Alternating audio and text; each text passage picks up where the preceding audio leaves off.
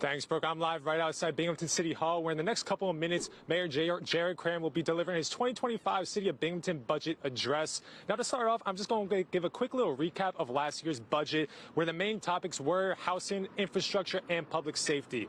Now, throughout the last year, we've seen numerous projects that fell under those fields, which included $5 million in funding. When you think of fall, you think of the main essentials: apple picking, leaves, and of course, pumpkins. We're going to head to Jackson's Farm right here in Endicott to see how they are doing so far this pumpkin season. Fox 40 News starts right now. Good evening and thank you for joining us. I'm Mike White, filling in for Brooke Warpus. We begin tonight's show in Endicott, where the Endicott Fire Department used their Black Friday to save money for other people's lives. The department has been participating in Fill the Boot, an event where firefighters stand and collect donations in fire boots. The event donates the proceeds to retired professional firefighters. It's officially past 10 o'clock here at the Holiday Inn, and Republican officials and supporters are gathering right here in the ballroom as the minutes go by. Now, as we are past the 10 o'clock hours, polls are officially closed, and results and numbers are coming into the party. And I actually got the chance to speak with the Republican candidate for the 52nd Senate District here in New York, Mike Sigler, where he said he feels good about tonight despite being the underdog. Thanks, Brooke. Over the last year, New York-based consulting group called the Desmond Group created a parking plan for the village, as there have been many parking issues for local residents within the I District, which is right near the Wilson Hospital area. Tonight, they presented their findings. The group used drones to survey the area, where they found there was over 1,000 off-street parking spots. Thanks, Brooke. Tonight's not just an opportunity for the Republican Party to bring in the holidays, but also to look back on 2024 and get ready and pump everyone up for the year 2025 when it comes to politics. And joining me right now is Chair of Broome County Republicans, Benji Fetterman. Benji, let's start off with a year recap of 2024. How would you describe it when it comes to achievements, election results? How would you describe the year? Yeah, I think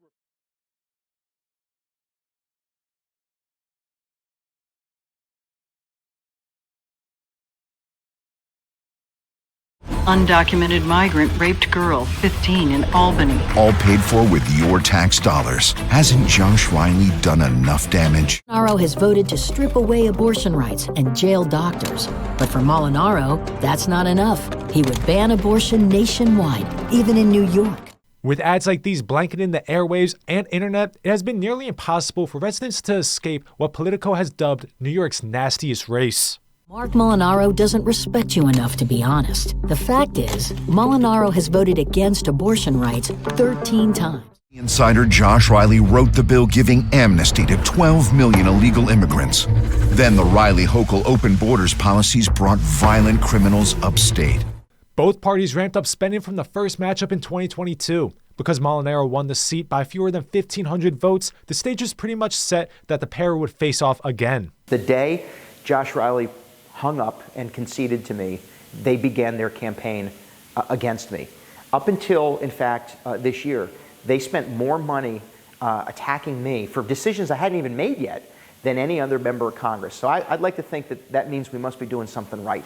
The biggest difference from 2022 to now is that my opponent has a voting record that we're able to run on and show voters that he voted 13 times to restrict access to abortion rights. He's done nothing to secure the border. In fact, he's made that problem a lot worse.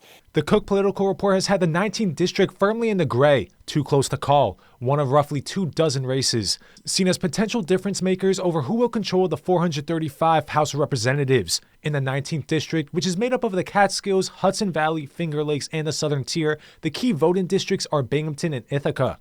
The cost of the already hotly contested battle got higher after Vice President Kamala Harris announced her candidacy. That's when the matchup between Josh Riley, an Endicott native, UE grad, and Ithaca resident, whose first political race was his 2022 congressional run, versus Mark Molinaro, the freshman congressman and former Dutchess County executive, with a record of bipartisanship, became the most expensive race in the House. As of last week, The Guardian put it at over $38 million, the fourth most expensive race in the country. Immigration and abortion are the two issues that have defined the race. I'm pro-choice. I think women can make their own health care decisions, and I'm serious about solving the crisis at the southern border. Right now, our politicians are too busy pointing fingers at each other and blaming each other. Nobody's taking it seriously. When it comes to health care decisions, women should make that decision without influence or Washington standing between them. That's ridiculous. The decision is left to a woman and her physician. It ought to be. For those who believe, as I do, that the border needs to be secured, I will stop at nothing to fight and to give advocacy to secure this border. Both sides spending millions of dollars to portray the other as someone they say they are not. The latest poll, conducted by Survey USA and WNYT Albany between October 11th to the 16th, showed Riley up by 4 points, up 1 point from a previous poll. Still, experts and pollsters agree that the race is too close to call, so close it may come down to absentee ballots. One of 6 pivotal House races in New York, 5 of which are held by Republicans, that could determine which party is controlling the House. Reported in Broome County, Mike White, Fox 40 News.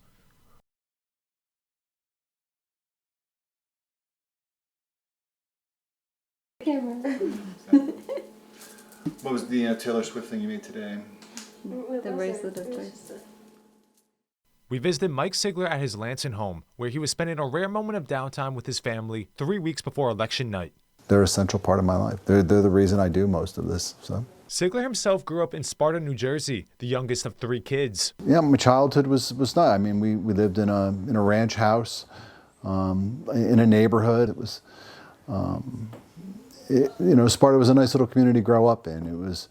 You could walk anywhere. Growing up, Sigler always showed an interest in politics and government. He was on school council and a member of Model UN. I think that's really what pushed me more into journalism than what pushed me into politics. He studied journalism at Northeastern and got his master's at Columbia University before landing his first TV reporting job in Elmira. I'm the one that moved to upstate New York.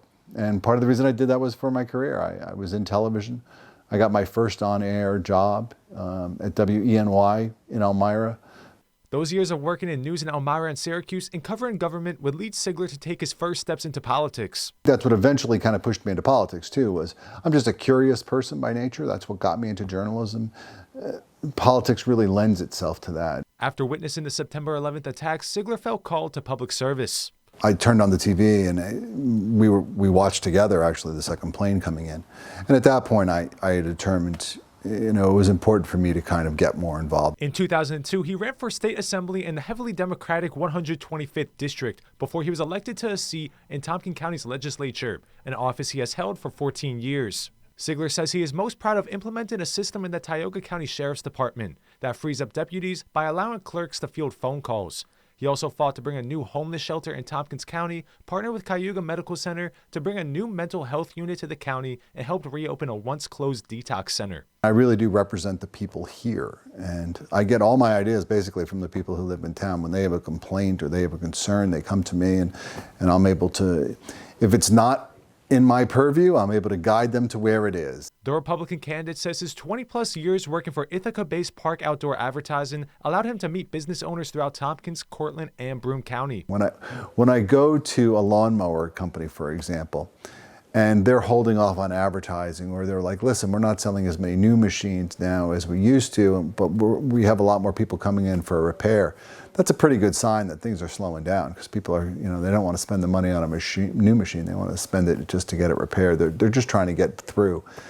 He wants to address challenges facing businesses such as labor issues, infrastructure, and inflation. Rising costs is his top priority. The problem that I see is the people that are in charge right now. Almost every policy they have makes things more expensive, not cheaper. You're getting all this input from the people on the ground and you're not turning the corner. That's crazy. That has to change. And I'm the one who can change that. On January 24th in the town of Union, Sigler officially announced his candidacy for the 52nd State Senate District. He says the area needs someone who will fight to give local governments more power and restore funding for programs such as Medicaid assistance. The state just came and they just pocketed it. They literally lifted it right out and said, no, we're not sending this money along to you. And that blew a huge budget hole, for Tompkins County. And the only place the counties can get that money back is either through your property tax or your sales tax. Now in the biggest race of his political career, challenging the Democratic incumbent Leo Webb, Sigler says he draws his motivation from his family, wife Sarah and his 4 daughters. You try to be the best parent you can be, but I mean, that's what's all this about. If elected, Sigler vows to listen to the needs of the people he represents. That's why you get into this kind of work, is to take that person and say, what do you need? What can I do for you to make your life just a little bit better? And if you kind of approach it like that, I think you can move the ball in New York State. Reported in Binghamton, Mike White, Fox 40 News.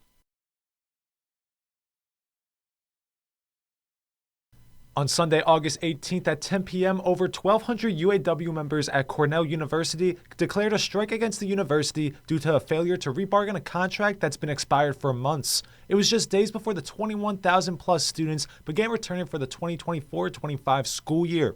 They did not take the strike threat seriously, and they did not think that we would have the support of the local community and then the elected officials, both federal, state, and stuff like that. So I think the pressure is getting to them. The strikers consist of groundskeepers, dining hall workers, and maintenance workers. They're asking for a 25% salary increase over 4 years. Cornell's endowment has increased by 39% over the past 4 years, while workers' buying power has decreased by 5%.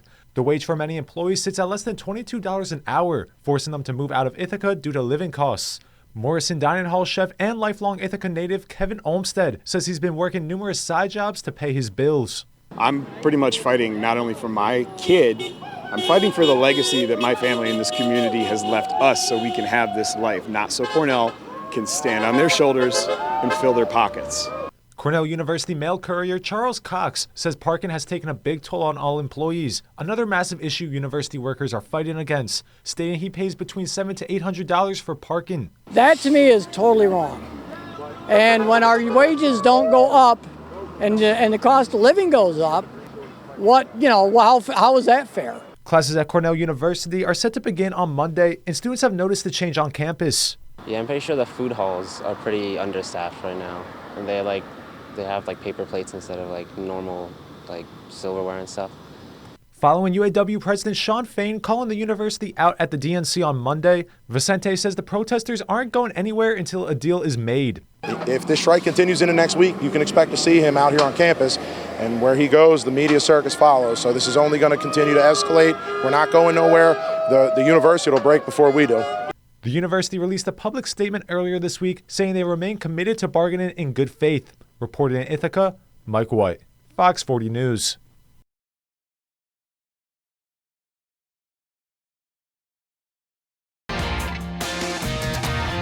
Reporting the stories that matter to you. This is Fox 40 News. Coming up tonight on Fox 40 News, Endicott Fire Department helping out local organization with its annual Fill the Boot event.